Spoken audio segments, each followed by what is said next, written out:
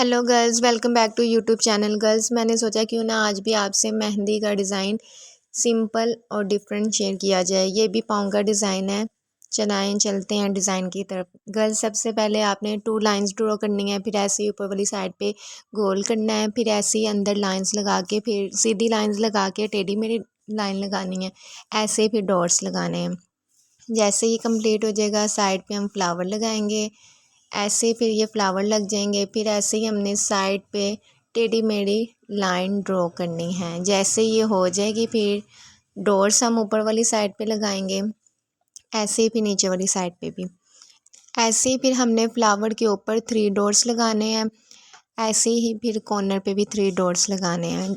जैसे ये डॉट्स लग जाए, सी गर्ल्स, ये डिज़ाइन कंप्लीट। गर्ल्स, आपको ये मेरा सिंपल मेहंदी डिज़ाइन कैसा लगा? मज़ीद ऐसे सिंपल मेहंदी डिज़ाइन देखने के लिए आप मेरे चैनल को सब्सक्राइब करें, लाइक करें, शेयर करें।